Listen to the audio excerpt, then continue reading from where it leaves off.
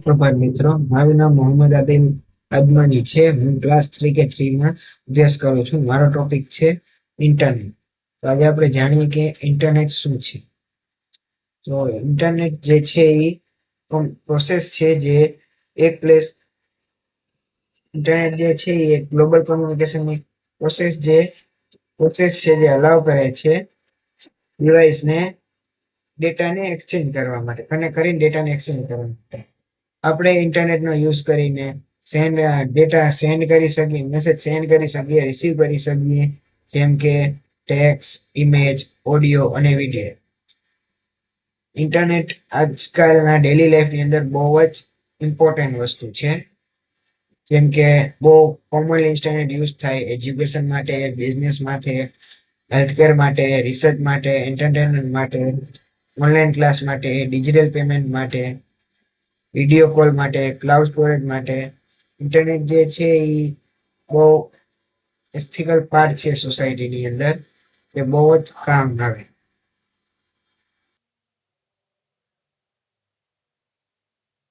પછી હવે ઇન્ટરનેટની જરૂરત. ઇન્ટરનેટ શું છે?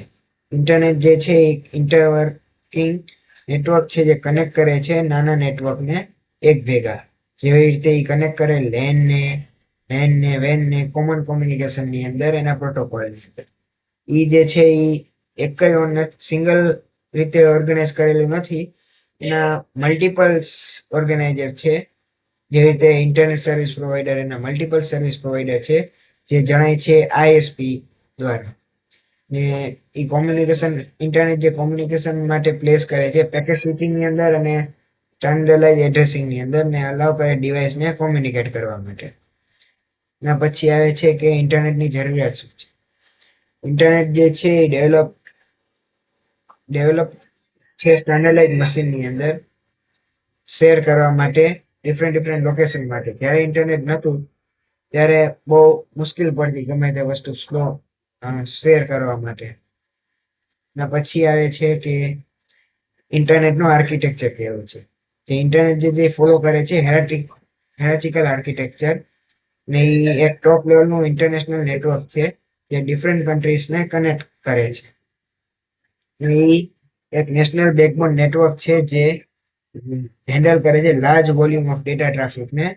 ને એ એક રિજનલ નેટવર્ક છે જે કનેક્ટ કરે સિટીઝ અને સ્ટેટ. એના પછી આવે છે લોકલ નેટવર્ક જે કનેક્ટ કરે યુઝરને, જેવી રીતે ઘર છે, કોલેજ છે, ઓફિસ છે, બધાને કનેક્ટ કરે. આ છે ઇન્ટરનેટનો આર્કિટેક્ચર.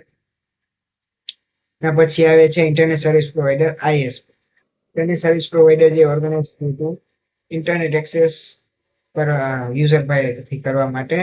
એ એક લોકલ આઈએસપી જે છે એ ડાયરેક્ટલી સર્વર અને યુઝરને કામ આવે, જેવી રીતે ઘર અને ઓફિસની અંદર.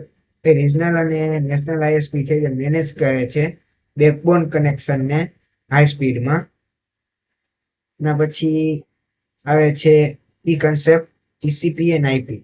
એટલે ટીસીપી અને આઈપી જે છે એ કોમ્યુનિકેશનની અંદર બહુ પ્રોટોકોલ છે જે ડેટાને ટ્રાન્સમિટ કરે છે. પેલું આવે છે ટીસીપી, ટ્રાન્સમિશન કંટ્રોલ પ્રોટોકોલ.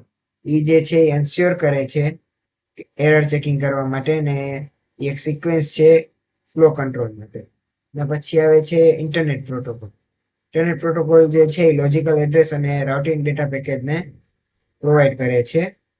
એ બે જ્યારે ભેગું થઈ જાય ટીસીપી ને આઈપી, જ્યારે ફાઉન્ડેશન થાય ઇન્ટરનેટ કોમ્યુનિકેશન. ના પછી આવે છે કે ઇન્ટરનેટની વર્કિંગ શું છે. ઇન્ટરનેટ જે છે એ ડેટાને સેન્ડ કરે છે ડિવાઈડ કરીને નાના પેકેટની.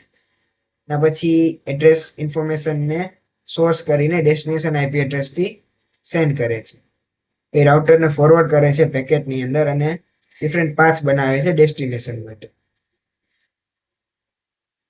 અને પછી એ એક રિસીવર સાઇડની અંદર ટીસીપી રીએસેમ્બલ કરી પેકેટની અંદર અને કરેક્ટ ઓર્ડર કરે છે. પછી આવે છે ને એપ્લિકેશન એડવાન્ટેજીસ અને લિમિટેશન.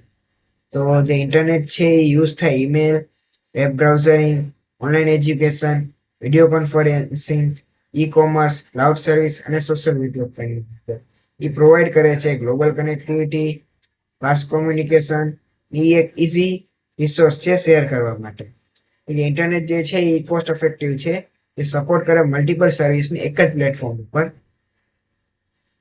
એના પછી જે ઇન્ક્લુડ કરે છે સિક્યુરિટી થ્રેટ્સની અંદર, જેમ કે હેકિંગ છે, પ્રાઇવેસી ઇસ્યુ છે, નેટવર્ક કોન્ટિજન્સી છે, એ બધાને કરે છે. થેન્ક યુ મારો આ વિડીયો જોયો.